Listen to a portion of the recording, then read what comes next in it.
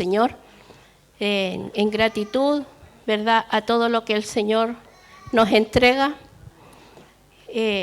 ¿Sabe usted que el Santo de Israel está entre nosotros? Él se mueve, Él nos visita, nos acaricia. Él tiene, ¿verdad?, siempre algo bueno para darnos. El Señor Jesús tenía la moral más alta, el hombre más íntegro que ha pisado la tierra es nuestro Dios. Y sabe usted que si usted hace una encuesta, un análisis, no hay persona que produzca más respeto en el universo que nuestro Señor Jesucristo. Todas las personas, aunque no tengan mucho conocimiento, tienen un respeto muy grande por Él, por la labor que Él vino a hacer en la tierra. Porque Él vino, es verdad, a sanar, a limpiar, a liberar. Él tuvo mucha compasión con todos los hombres que se le salieron al camino. Entonces, debido a eso, la gente tiene una muy buena referencia junto a Él. Pero el Señor Jesús provocó tanto amor como odio. Ustedes saben que hubieron muchos hombres que odiaron a Jesús, especialmente los que más conocimiento tenían de las Escrituras, los fariseos, los saduceos. Ellos se preparaban para ir a buscarle, ¿no es cierto?, pelea al Señor Jesús. ¿Por qué? Porque ellos se sentían atacados, porque la gente, ¿qué decía de Jesús? Él tiene autoridad, Él enseña con autoridad. Era lo que ellos no tenían. ¿Por qué? Porque ellos decían, pero no hacían. Y eso existe hoy y ha existido siempre.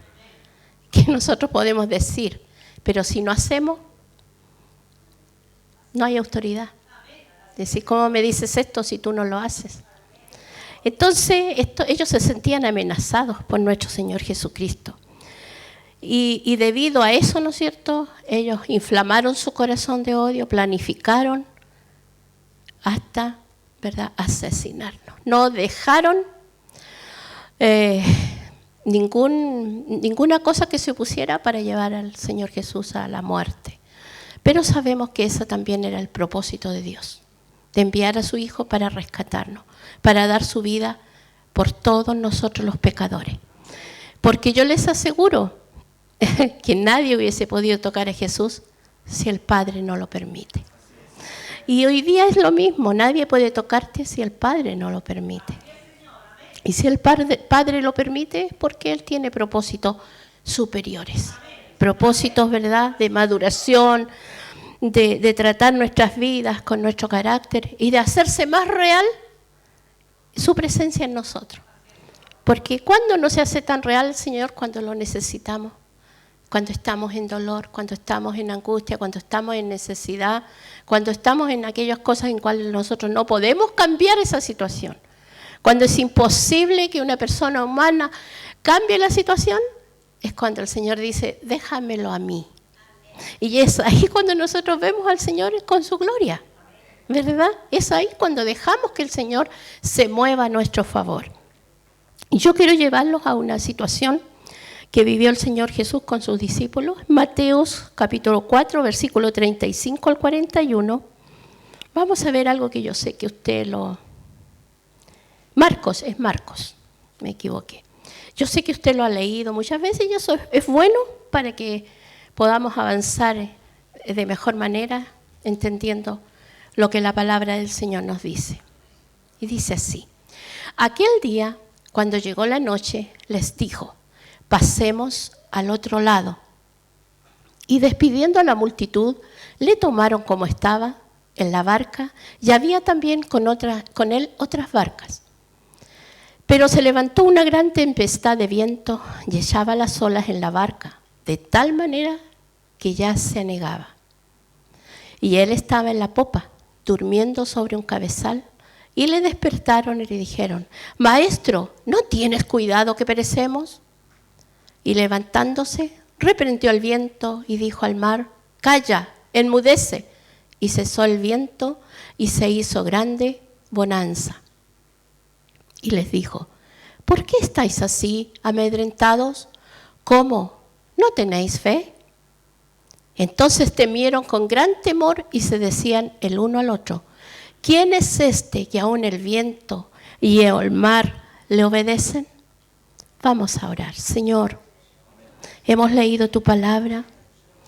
Pedimos la ayuda y la dirección de tu Espíritu Santo para que podamos todos ser edificados, para que todos podamos ser bendecidos, para que todos llevemos una porción en nuestros corazones, podamos seguir reflexionando sobre ella. Te damos gracias, Señor, en el nombre de Jesús. Amén. Aquí, ¿no es cierto?, la palabra nos dice que tomaron al Señor Jesús después de una larga jornada, tal como estaba, dice, lo pusieron en una barca. Yo creo que para sacarlo, porque dice que las multitudes se agolpaban y las multitudes estaban hambrientas. Las multitudes querían palabra del Señor. Entonces lo tomaron, dice, y se fueron, y el Señor estaba rendido, como hombre, estaba cansado. Y él se puso al lado, dice, como copiloto del que guiaba la barca, y se quedó dormido. Y yo veía aquí, estudiaba, dice que el mar de Galilea sucede un fenómeno topográfico a causa de un túnel de viento que existe entre el desierto y el mar de Galilea. Tormenta tan violenta que puede producirse en cualquier momento.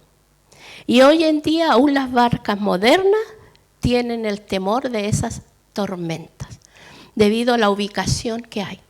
Entonces, esta era una de esas tantas tormentas que atacó, ¿no es cierto?, esa barca.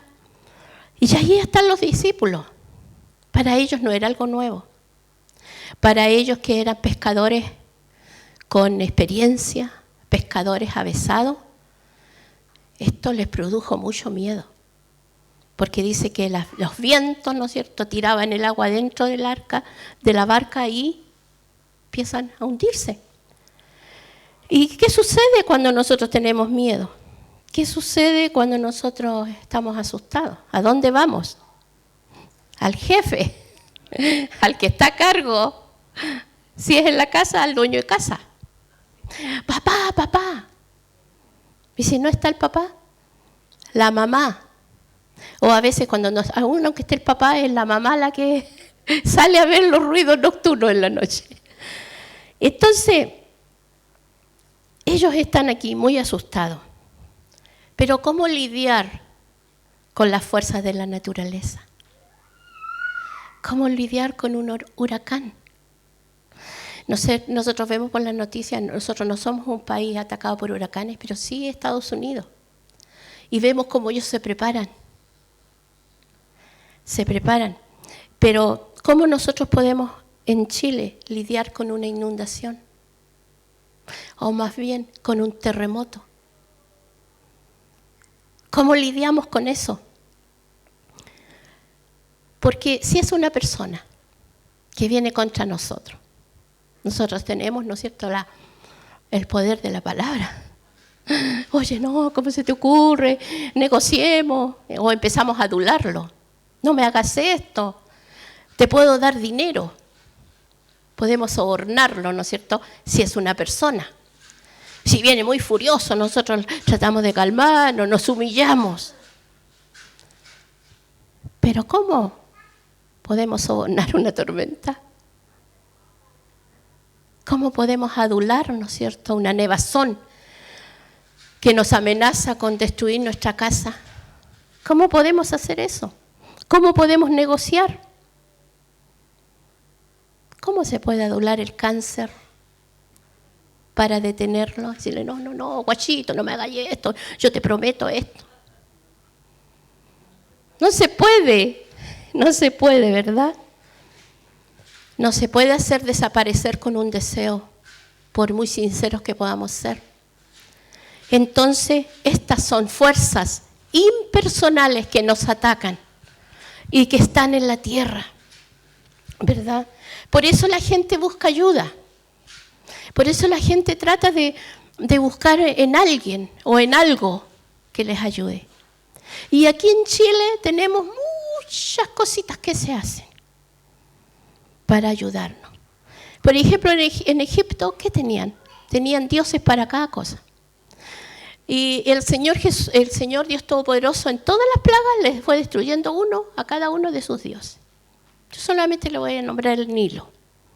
Ella era su Dios que les proveía, ¿no es cierto? Que traía la vida, que traía la fuerza, que traía la prosperidad porque regaba sus campos, para ellos el agua. ¿Y qué sucedió con el río Nilo?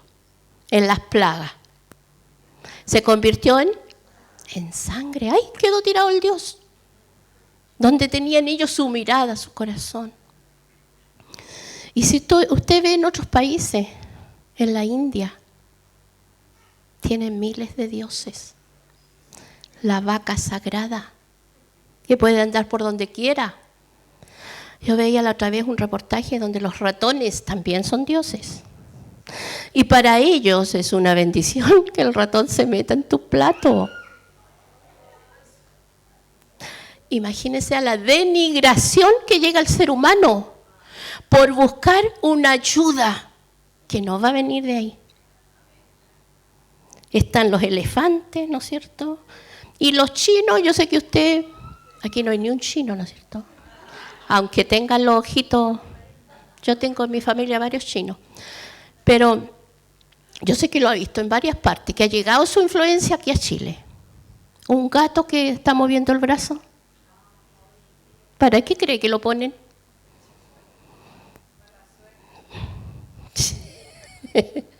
Yo quiero pensar que ninguno de ustedes tienen un gato de eso en la casa. Porque si están arruinados, es por eso. Por supuesto. Claro. Ya y el gato está moviendo y no hace nada, si no tiene poder. Entonces lo agarra, le da una patada, ya va a quedar, no se va a parar ni te va a decir nada. Fuerzas inanimadas. Pero se da cuenta cómo usted tiene, la gente tiene la esperanza en eso. Yo me recuerdo que cuando recién salí de estudiar peluquería, una de las profesoras me dijo, anda a trabajar a mi local. Y la característica fue porque yo soy seria. Entonces había otras que se morían de la risa y entonces dijo, no, yo quiero una muchacha seria. Entonces ella tenía sus cositas ahí para atraer la clientela.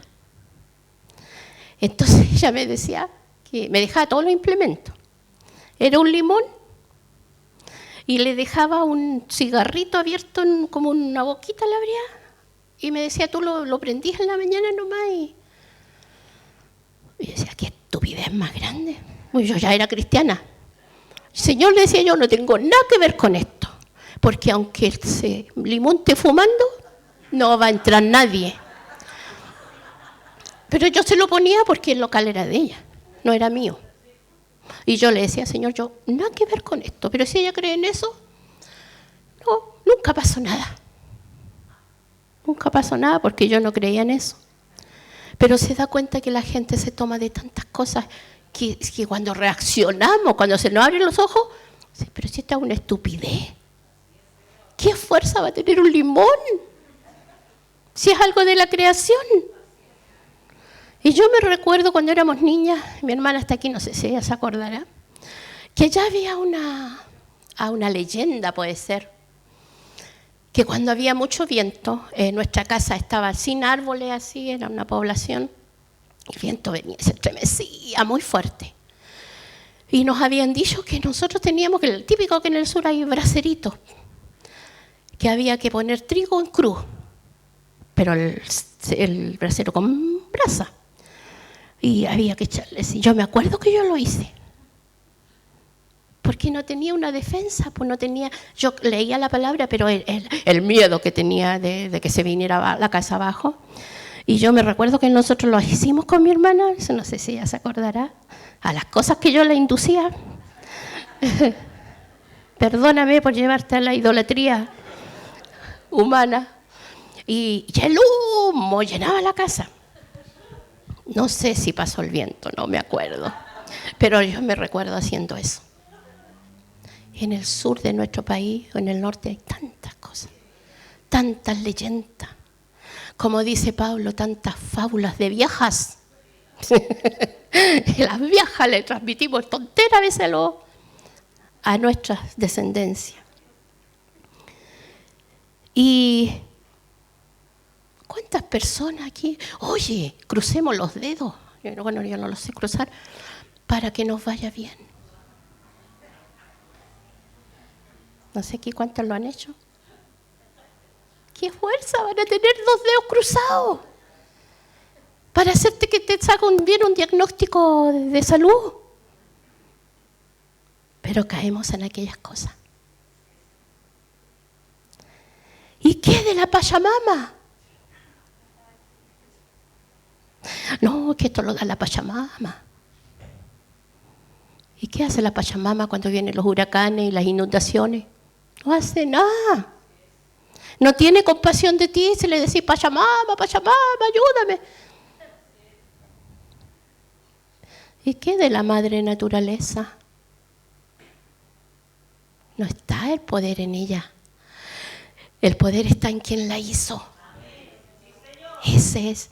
Pero ¿sabe usted cómo la gente se llena de, y tú no sentiste? Aquí hay una vibra. Yo escuchaba la de los huesitos, ¿cómo es la que hace ejercicio? Kinesióloga. Cuando yo estuve bastante con crisis asmáticas, ella, excelente mujer, me atendió muy bien. Cuando yo fui con crisis, me metía para adentro y me ponía al tiro el oxígeno. El Señor la usó. Y ella se fue al norte, y ella sí era media mística, es porque todavía está ahí en el consultorio. Y me dice, fui a San Pedro de la Paz. Oye, pero ahí la vibra, las sensaciones, la Pachamama. Y yo le decía, sí, pero sobre todo eso hay un Dios que te ama. Él puso todas esas bellezas. No, sí, pues claro. Buscamos en alguna cosa material, alguna cosa a nuestro alcance que nos ayude. Y aquí nosotros vemos a los pescadores, hombres que estaban acostumbrados a estar en ese mar, tiritando. Nos morimos, pero ellos tenían algo poderoso en esa barca. Y van y despiertan al Señor. No te da susto, Señor, no te preocupas que vamos a perecer.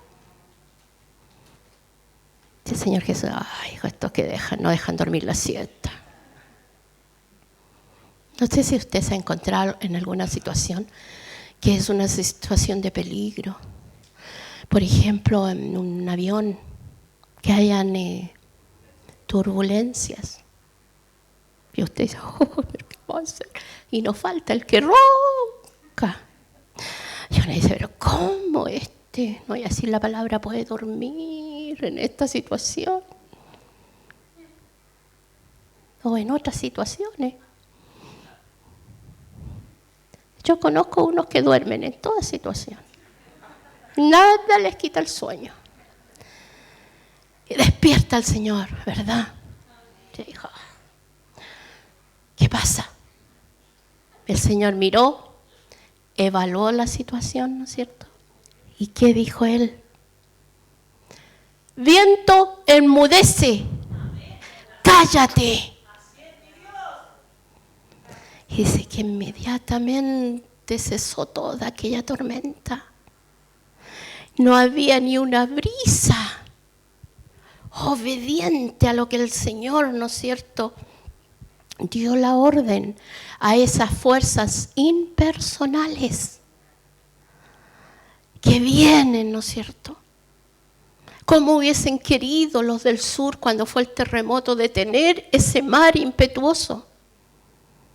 Pero ese mar, esos huracanes, esas inundaciones, todo eso solo lo puede calmar nuestro santo Dios. Solo Él tiene autoridad sobre las fuerzas impersonales de la naturaleza.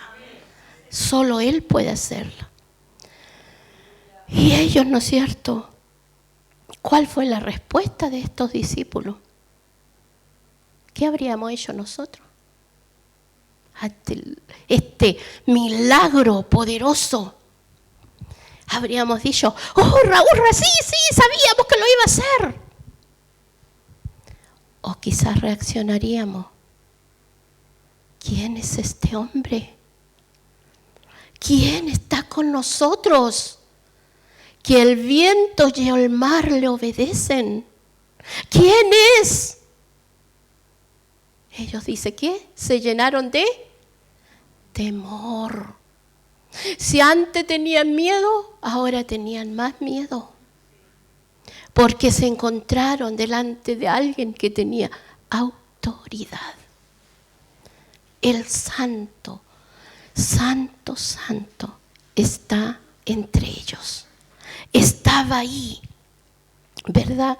Esto es algo desconocido que ellos no habían vivido antes. Y sabe que mientras yo meditaba en esta palabra, cuando nos encontramos, ¿verdad?, delante de la santidad de Dios, somos vulnerables. Reconocemos lo pequeños y los pecadores que somos, los sucios que somos. Pero yo meditaba, ¿sabe? El Espíritu me llevaba a reflexionar y a decir, el martes el estudio nos hablaba del siervo sufriente. Y nosotros pensamos que solamente Jesús sufrió en el Calvario. Nosotros pensamos que solo sufrió cuando lo llevaron, cuando lo humillaron, cuando lo golpearon. Pero yo creo que Él sufrió siempre. Un santo entre pecadores, que soporte los garabatos, que soporte las inmundicias, porque Él dice que los veía venir y decía, ahí vienen cavilando, ahí vienen pensando, ahí vienen. Cuando Herodes, ¿no es cierto?, mandó a matar a todos los niños. A veces nosotros nos sentimos mal, ¿verdad? Cuando pasamos por algún lado y hay gente peleando con violencia y se gritan y nuestro espíritu se duele, se quebranta, ¿no es cierto?, de ver eso, de sentir que como dice, que el espíritu se contrista dentro de nosotros. ¿Y cómo sería delante de Él? Dentro de Él, que es santo, santo, santo. Entonces yo lo entendía, el siervo sufriente, qué bien puesto ese título, porque Él sufrió durante toda su estadía en la tierra. Y ahí está Él, ¿no es cierto?, haciendo el bien. ¿Qué sucedió cuando Pedro está pescando? Y no se subió ningún pescadito a la red de Pedro. Dice, ¿cómo le ha ido? Mal, dijo Pedro. ¿Y qué le dice el Señor? Echa la red a la derecha. Y Pedro le puede decir, mira, Señor, tú eres teólogo, maestro, tienes autoridad en muchas cosas, pero yo soy pescador viejo. ¿Cómo me dices tú que eche la red a la derecha si he estado toda la noche? Pero Pedro dice, pero en tu nombre lo voy a hacer. Nosotros debemos de aprender de eso también. Yo en mi inteligencia, en mi sabiduría humana, pues no, pero es que esta cuestión no. Pero si el Señor te lo dice, debemos de obedecer. Hazlo así. Entonces, ¿qué sucede? Sucede que todos los peces saltaron sobre la red de Pedro. Todos vinieron a la orden del Señor. ¿Y qué sucedió? La red se rompía porque no estaba preparada para recibir tantos peces. Y dice que vinieron otras barcas a ayudarle. ¿Y cuál fue la reacción de Pedro? Pedro era un hombre de negocios, ¿verdad? Aquí hay varios buenos para el negocio. Y bien, porque son dones que el Señor da. ¿Qué habría hecho usted? ¡Oh, Señor Jesús, asociémonos una vez al mes. Vienes y das la orden. Porque él trabajaba para ganar plata, ¿no? Muchos de nosotros habríamos negociado con el Señor. Pero ¿qué saben ustedes lo que dijo Pedro? No dijo eso. En Lucas 5:8. Quiero que usted lo lea. Lucas 5, versículo 8. El 8, hija. Viendo esto, Simón Pedro cayó de rodillas ante Jesús, diciendo: apártate de mí, Señor, porque soy hombre pecador. Se encontraron delante del Dios que vino a estar entre nosotros, delante del Dios santo, santo, santo. Y él dice: Señor, no, apártate, vete, Señor, no puedo resistir tu presencia. Vete de mí, Señor. Qué poderosa es de haber sido aquella experiencia. Qué maravilloso momento. Eso es lo que pasa cuando el Santo de Dios irrumpe en nuestras vidas. Cuando Él se presenta. Cuando Dios se presenta, inmediatamente nos incomodamos. Queremos que se vaya, porque en nuestra vida está falta de santidad.